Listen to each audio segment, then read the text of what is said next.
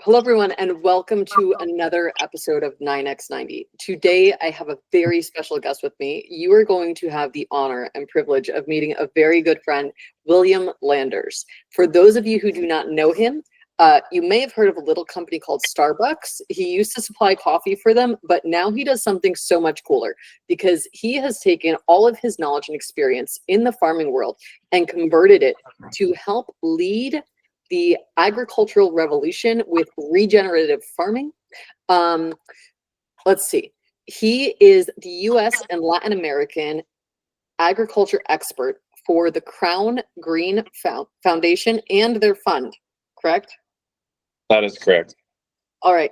And he is helping to lead this $1 billion initiative of revolutionizing American agriculture through regenerative farming, AI-powered tools, and scalable tech-enabled education.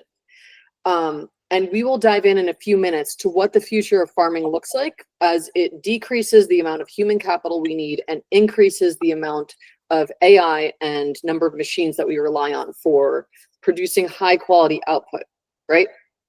That's correct. Okay, cool. So, Will, thank you for coming on the show. Yeah, thank you for having me. So could you walk us through how a single regenerative farm in your program becomes profitable within 36 months?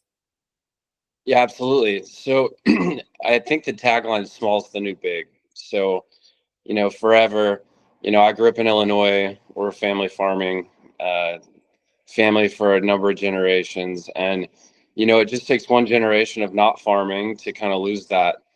And so I kind of saw this a void, if you will, of ag education. So families not teaching their children and the next generation, and family farms are sold, and you kind of lose that. And so what I discovered was, if we can just teach people a little bit about farming when they're young, they might circle back to it when they become older. And so the whole premise of this is to grow in your local community fresh produce.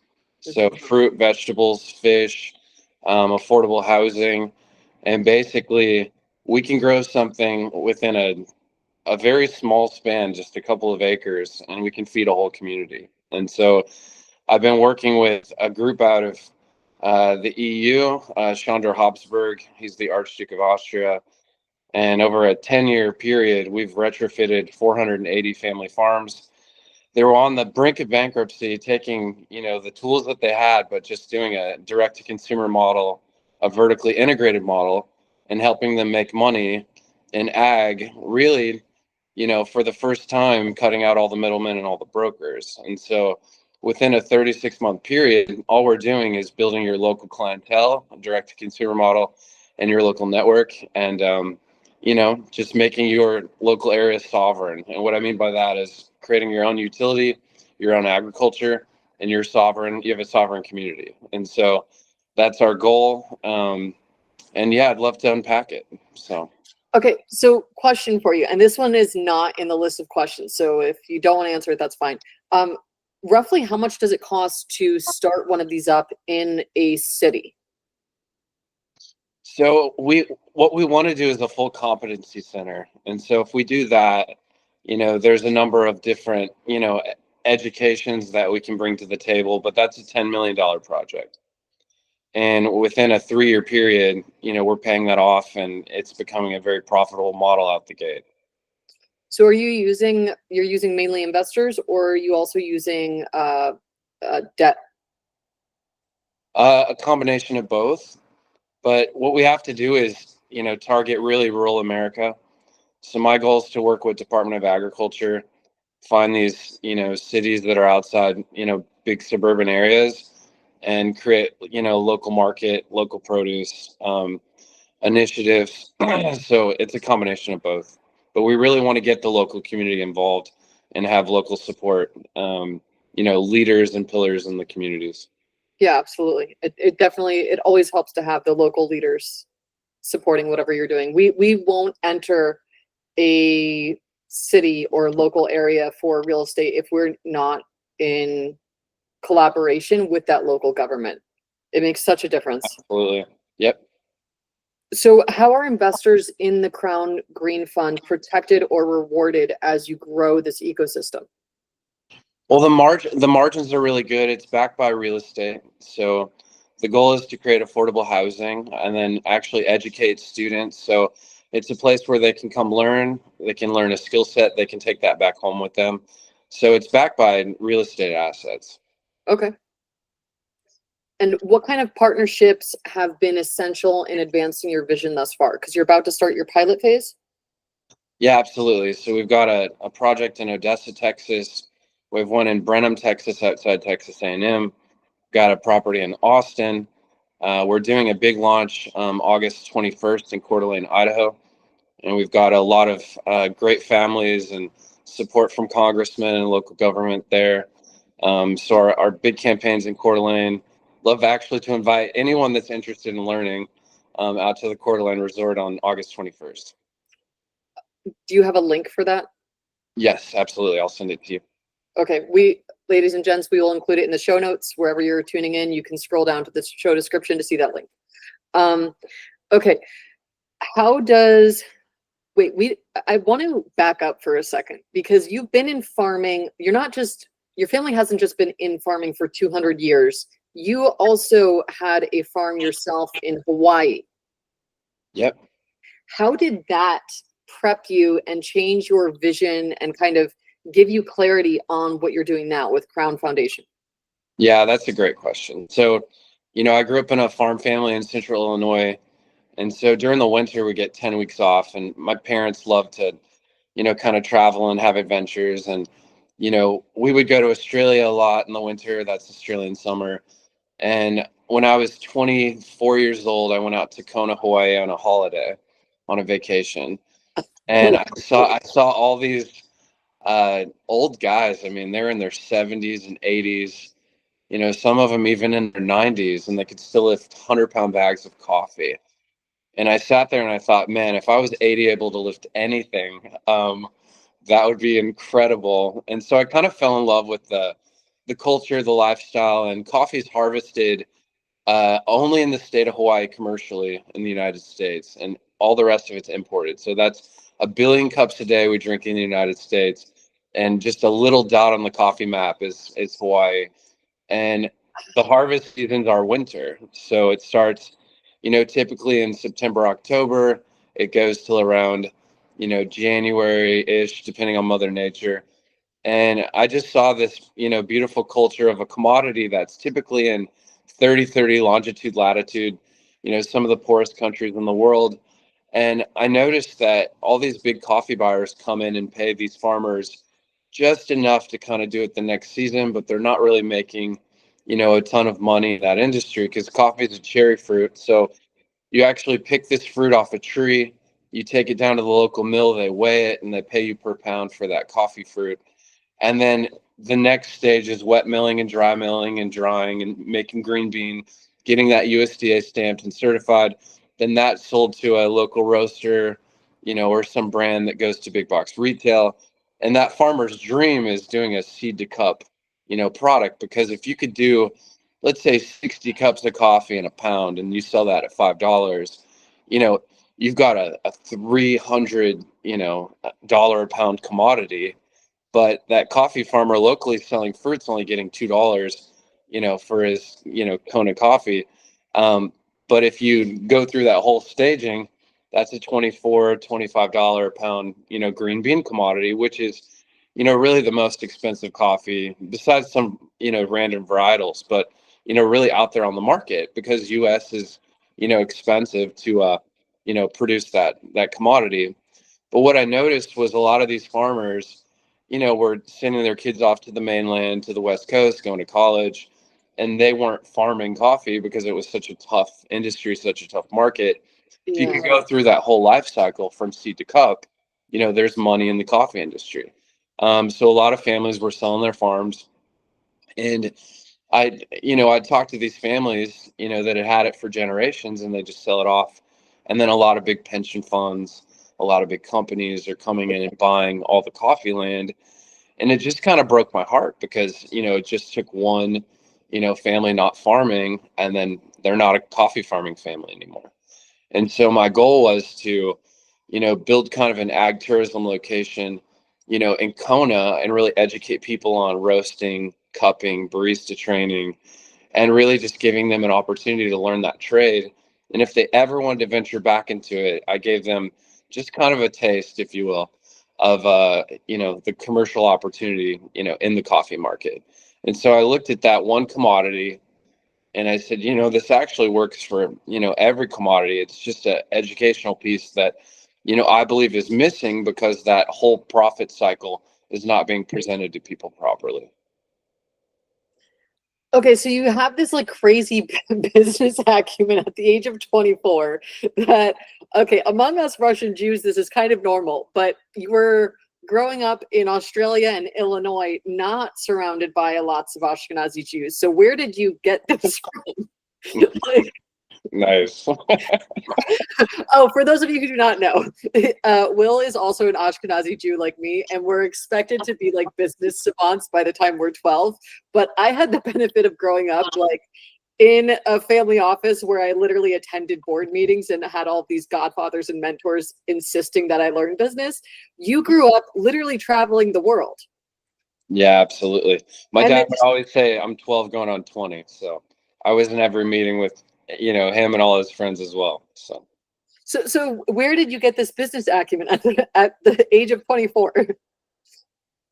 I just kind of grew up in that. I mean, my dad was a, commodity broker. He was a Oh, farmer. He had elevators and trucking companies, and he just always loved creating businesses. And he felt like it was almost like God ordained to go create things. It was, God's the creator. In our DNA is creating things, and so I really didn't have an option. I just kind of grew up in, okay. that So you environment. went with him to all of his business meetings. Oh yeah, my whole life. Okay. Absolutely. Okay. Now that makes a lot more sense. Because I was like, 24-year-olds don't just magically say, oh, this business model is not sound. And one of the the most interesting things was coffee is a cherry fruit, and I started a company with two local farmers in Kona back when I was young, and it was basically preserving coffee cherry waste. So we would take coffee fruit that typically we'd discard and throw away and put back into the fields. And I thought, why are we throwing this commodity out when I'm sure it's good for something? So we created a coffee cherry processing patent to make a dry powder nutraceutical and a liquid concentrate that we'd sell to beverage, cosmetic, and food supplement companies Oh as, my God. as an additive. Oh And my God. basically, we discovered that's a cognitive brain, medicine. It's plant based, and you know, coffee in Kona was just a dot on the map. And so I went down to Costa Rica. I went to Bella Vista, which was Starbucks' first coffee farm, actually, the Tinoco family. Eric's grandpa was the president of the country. He had a one-page contract with Starbucks for 30 years. Um, and so every year they would take down like 400, managers and executives from Starbucks in January, and they'd come do a tour of a coffee farm. And it was amazing because, these farmers, uh, you know, they had no idea that a cup of coffee in Seattle was selling for, $5, $6. And then the coffee shop guys and, USA would come down to Costa Rica and they had no idea the work it took, to make a cup of coffee, to grow it, to harvest it, to mill it. And so that exchange of, kind of a culture was really remarkable to see. Yeah, that's wild.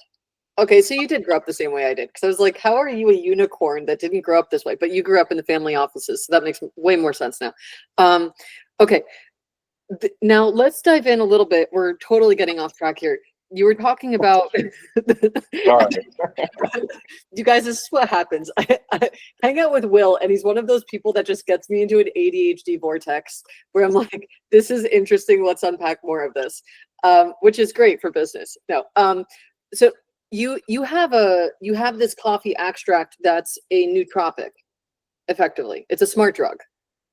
Yeah, so through like clinical studies and things, basically it's for the learned memory, it's ability to respond quicker. It's a plant-based, cognitive brain medicine. And there's been a lot of smart IP, to go into, really studying it and understanding it. And it's a 15 billion pound global commodity with a waste material that's more valuable than the coffee bean. So, yeah, I mean, that is remarkable. But through that, I've learned, preserving fruit and vegetable is basically just getting the moisture out of that material and stopping oxidation or mycotoxin. And so that can be done with any fruit or vegetable. So I've got a very good family friend named Greg Newman. He's got a company called Desert Lake Technologies. And his dad used to preserve AFA wild algae out of Klamath Falls Lake in Klamath Falls, Oregon. And they've got a refractive window drying platform. And basically within 12-minute period, you can preserve any fruit or vegetable and give it a 3-year shelf life, and you keep 95% of the nutrient value, because when you heat something up past 140 Fahrenheit, you're nuking the nutrient content. When you freeze it, you can preserve a lot, but at ambient temperature, just getting moisture out with a vacuum, you're keeping 95% of that nutritional value alive. And so the technology within preserving fruit and vegetable is fantastic. You have a product at a store, you've only got so many days or weeks till, you've got to discard that material. This is a way to upcycle and keep it good for, a number of years. So, there's just a lot of fascination within, food, biotech, and the future is really bright. It's really exciting to see what we can do together. Well, you're one of the few people who says the future is bright. And the best is yet to come. Yes. Yeah, absolutely. I love how it takes an Ashkenazi Jew going to Hawaii to determine you guys are throwing away the most valuable part of the plant, by the way. I mean, I grew up that everything's got value. Don't throw it away. There's a purpose for it. So. Yeah, and ladies and gents, there will soon be a children's beverage which enhances their neurological abilities. And that proprietary formula was created by this gentleman right here. And that's when I realized, I was like, oh my God, you're actually super smart. You don't just smile. You're so kind, Daddy. Thank you. I went to an event and they were like, this is our friend Will, you should be friends with him. And I was like, okay, can I have more context? No, no, there's no more context. Fair. I mean, you did remind me of my sister Jennifer, so I felt like we were like kindred, like family, so it's good. Yeah, and then later I found out he was super intelligent, very business savvy, and I was like, oh, okay, yes, we should be friends. I agree with their synopsis, with their diagnosis. But, yep. Okay, let's see. Back to the actual questions we had prepared for today. How does the Krown Green Fund plan to scale its impact beyond the initial pilot sites? You already went into this a little bit. You're going through Texas, Florida.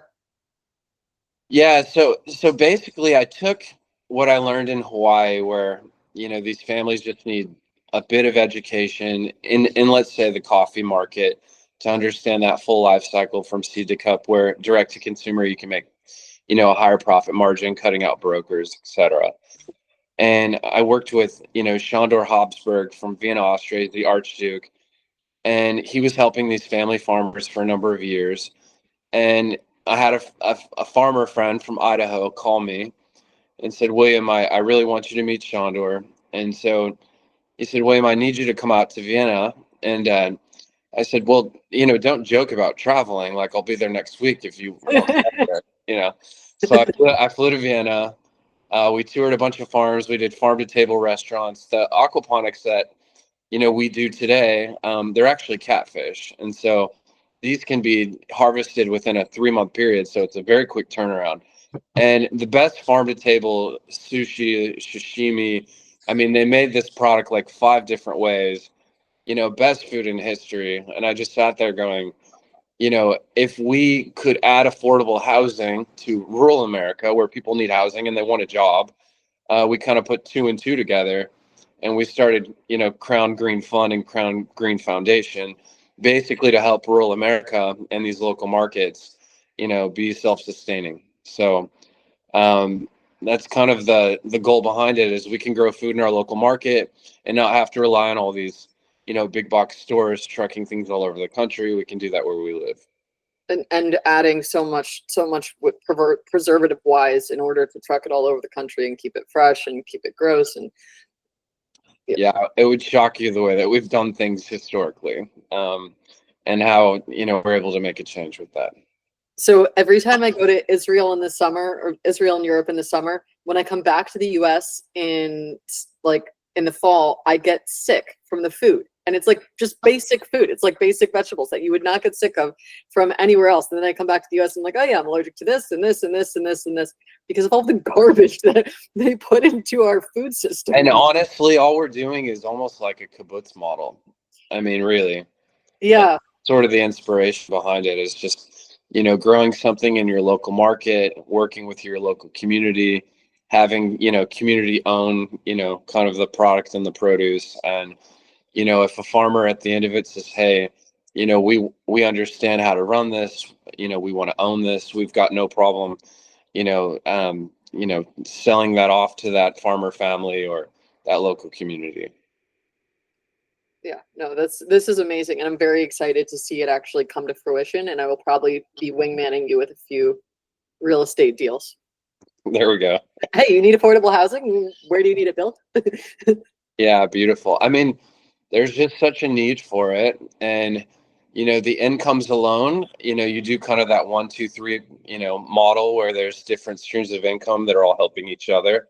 And it makes for a dynamic, it's a good impact. So on the topic of affordable housing, you actually won't need these large multifamily buildings with the evolution of AI because you're going to have significantly less human capital running these farms, right? What sort of AI tech and tools are you integrating into these farms?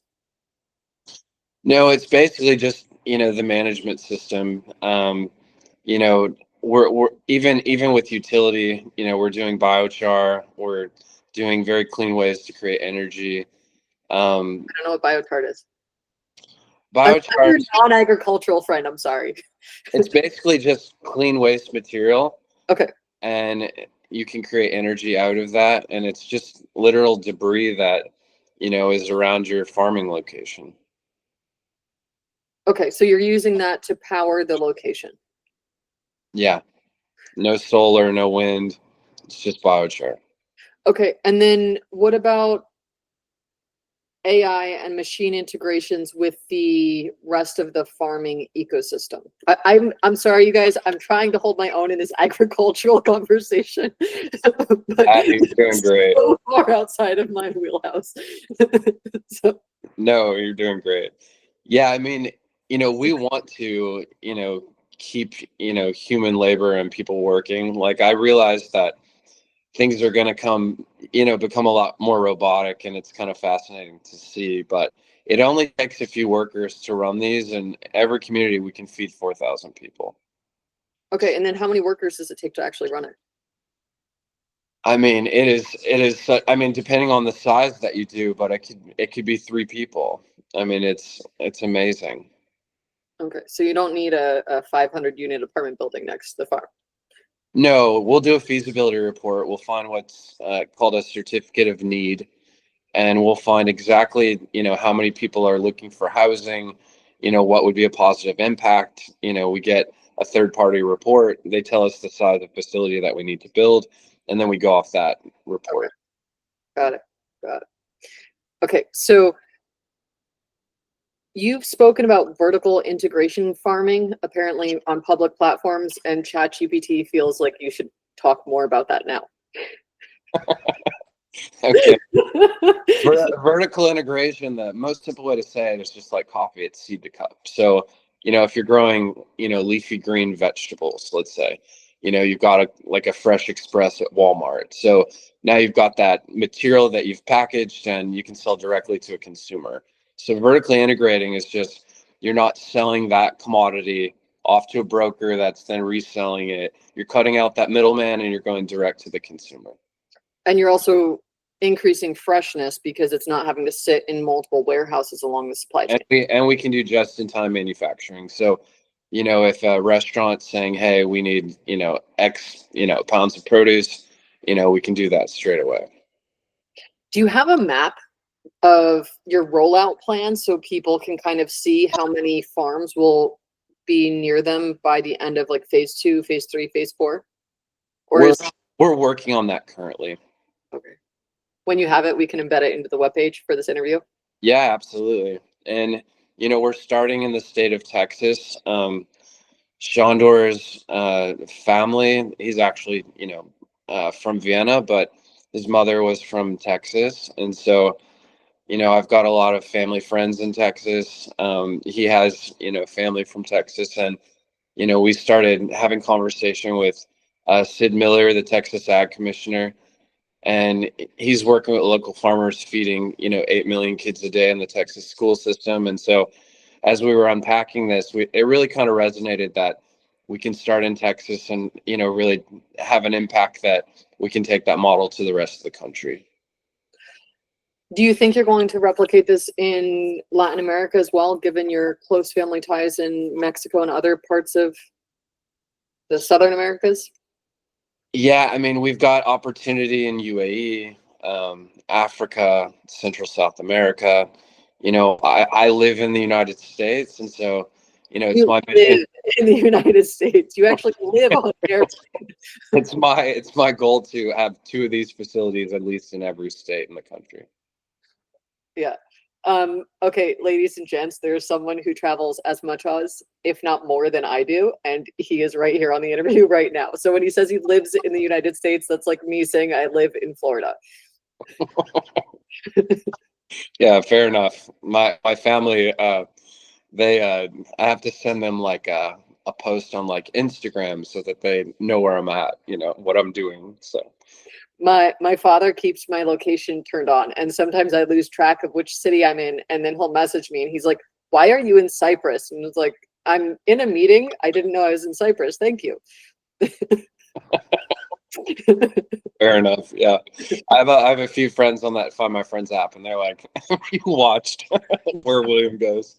Yeah, yeah. So yeah, it becomes a bit comical.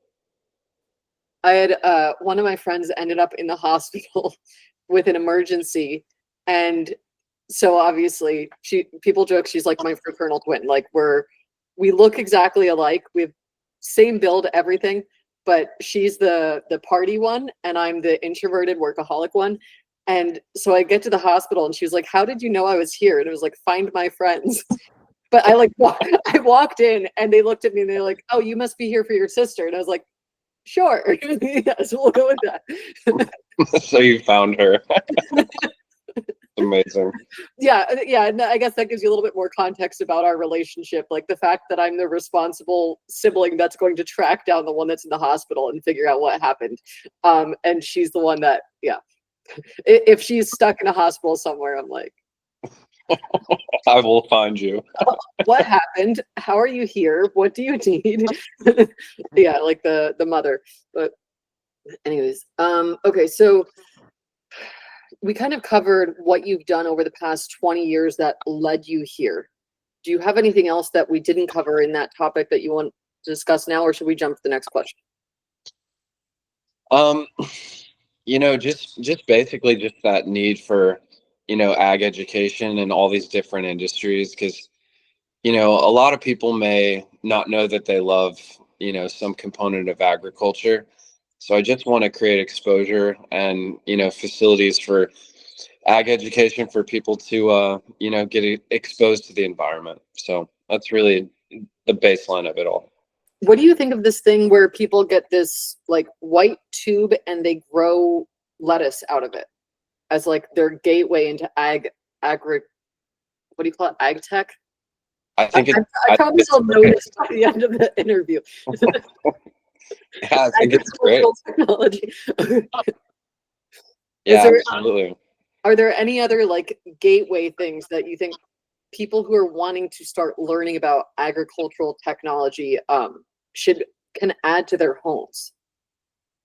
Yeah, there's a beautiful company out of Houston called Eat and Grow, Bart Womack, and they've been working with NASA to how can we grow commodity and crop in space. I mean things like that. But they've got these, beautiful models that you can, take home with you. And, I think anything, even gardening, getting heirloom seeds, finding that, farm to table crop that you can, have something for dinner, you're going to taste the difference from the store to what you grow. And that should be enough to really, motivate people to, start farming on their own. Oh, yeah, with fishing. I wasn't really into fishing, and then the first time I caught a fish and we cut it there and ate it, I was like, yeah, no, I'm into fishing now. Like, this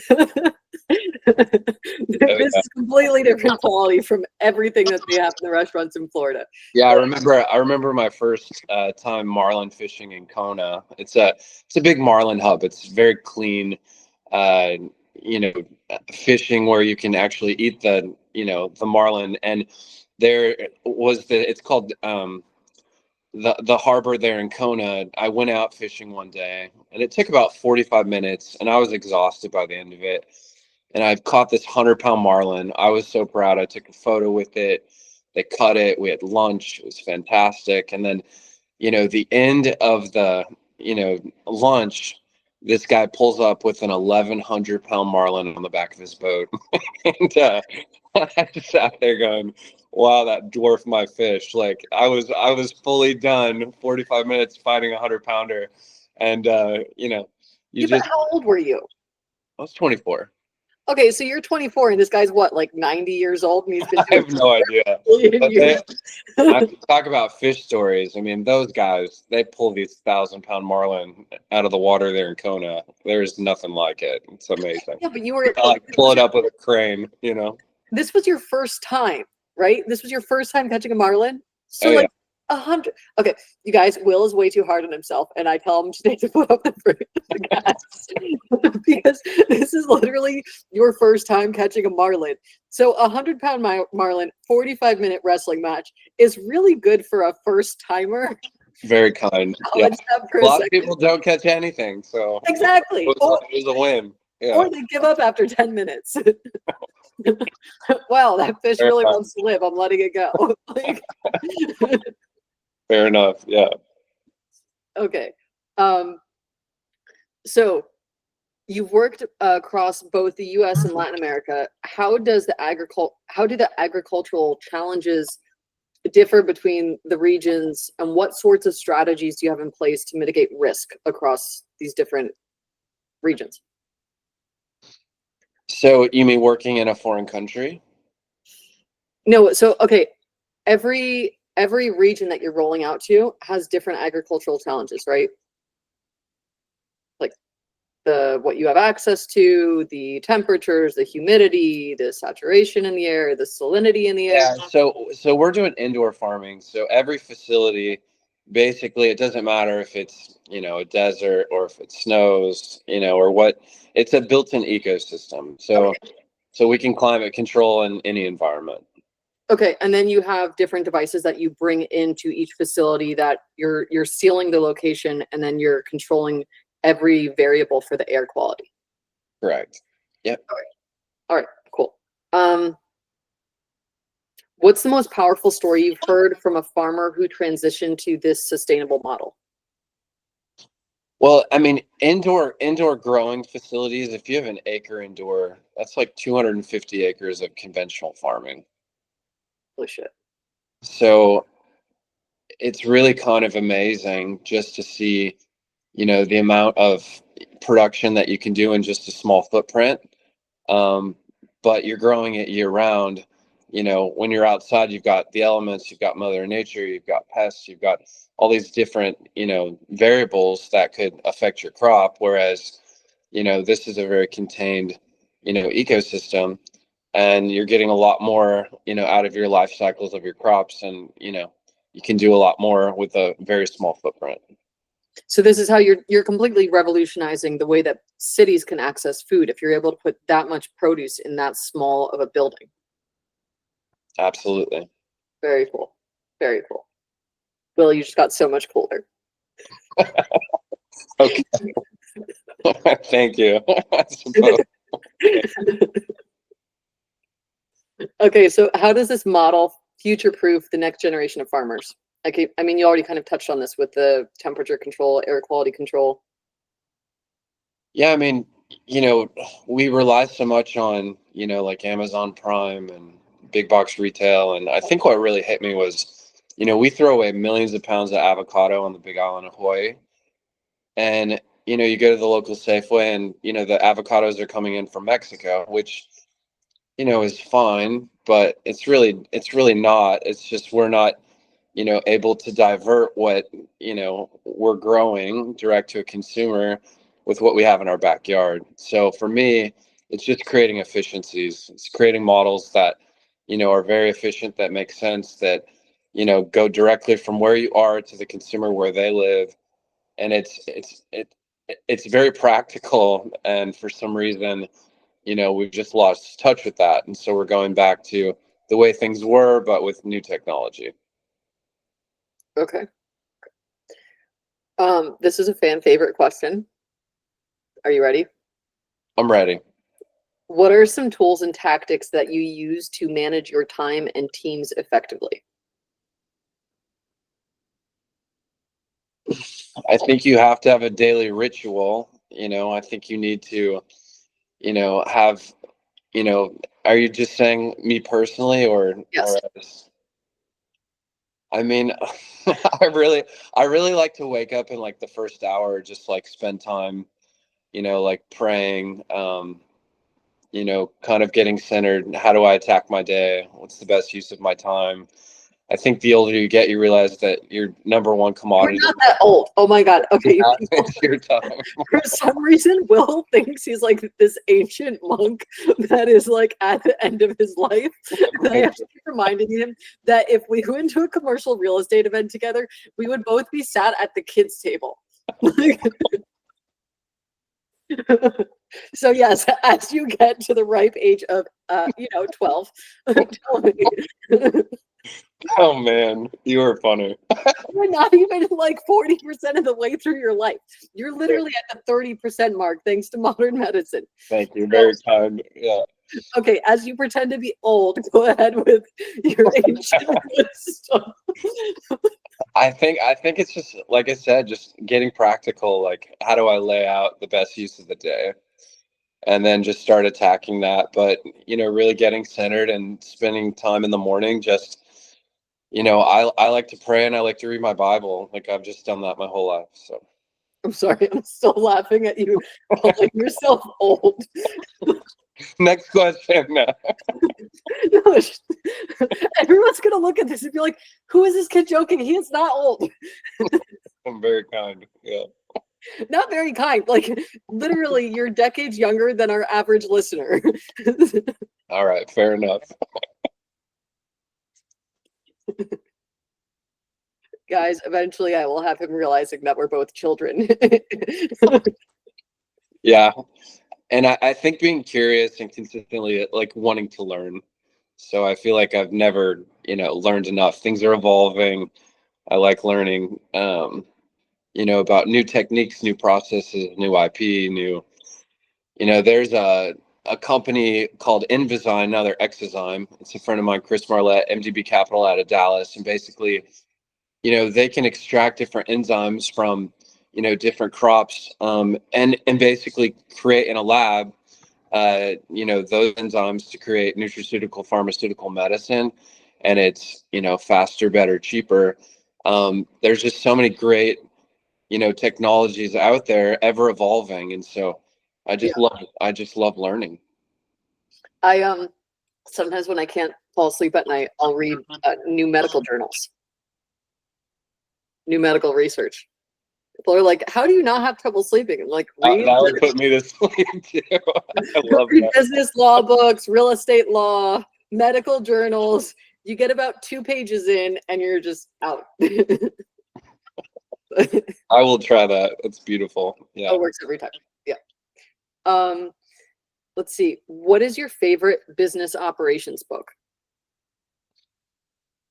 I mean, operations book. I think the books I liked to read when I was a kid was, Richest Man in Babylon, Rich Dad Poor Dad. You're still a kid.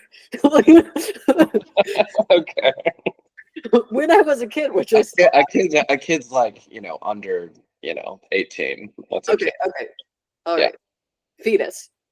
Walking fetus. Okay. Fair. Yeah. So when you were still a walking infant, under 18, you liked Richest Man in Babylon Yep. and Rich Dad, Poor Dad.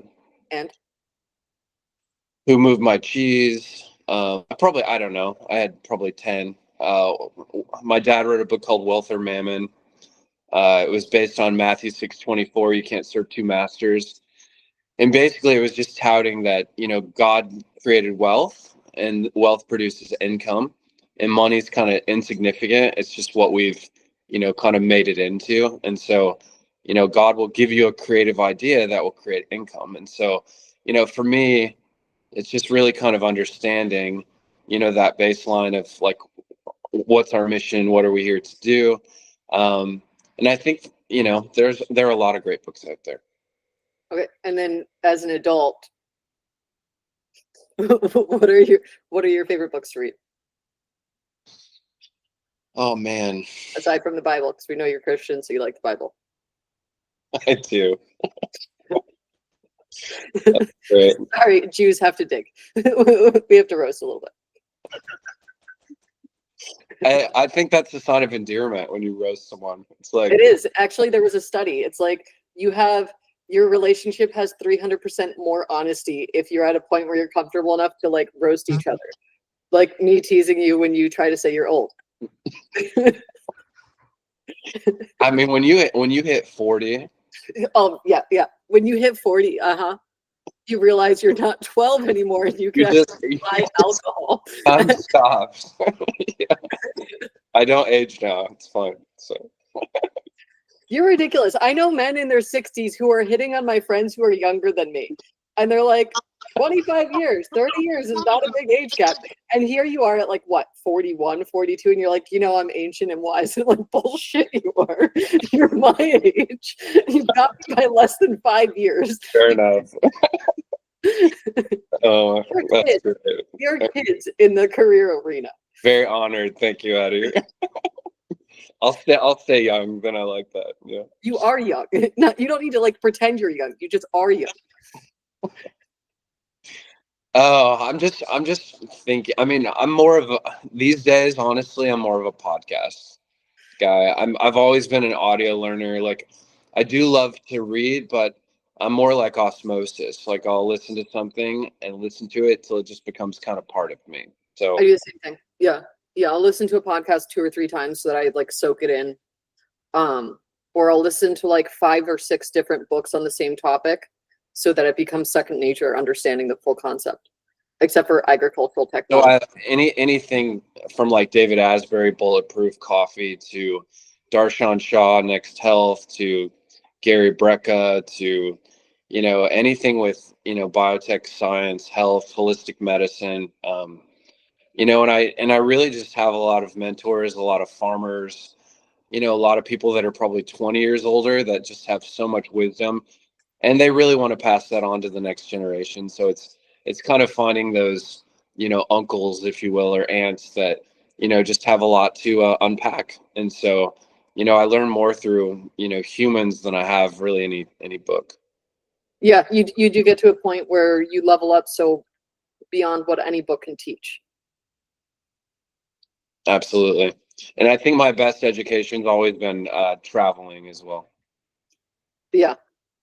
I think the nice thing with travel is every culture has its own unhealthy habits. And if you stay embedded in that culture for too long, you start to adopt them. Yeah. And when you travel, it pulls you out often enough that you take the good and you don't get pulled into the bad. Yeah, absolutely. Yep. Yeah. All right. So if people want to invest in the Krown Green Fund or Foundation, what's the best way for them to get in touch with you? We're going to put that deck you sent me on the webpage. That's beautiful. Yep. And then you have an assistant for them to reach out to, because I'm not giving them your personal cell phone number. You'll have every single Absolutely. single woman in 56 countries calling you. So what's your assistant's contact information? Uh, well, my group, I've got Jake, farmer from Idaho, and I know he's going to love this podcast. So I'm going to give him that. You're going to give him the task of having everyone reach out to him? It's going to be great. Okay. Sorry, Jake. We love you. We do. We love Jake. It sounds like you roast him a little bit more than I roast you. No, not at all. Maybe today. Okay. All right. Well, thanks so much for coming on the show. And do you I'm want to tell so people? honored. Thank you. Do you want to tell people what your little crest is on your jacket? Yeah, it's just our company. It's just a family crest, and I wear it so we can tell our ag story. Okay. Wait, and by ag, you mean agricultural? Yeah, our initiative with Krown Green and kind of unpacking what we've talked about today. I will eventually get the industry lingo, probably after 5 years of friendship. Which is fine because you literally made me promise we'd be friends for 100 years. There you go. We're on our way, Addie. Appreciate you. We are. Take care. Bye. Bless you. Bye.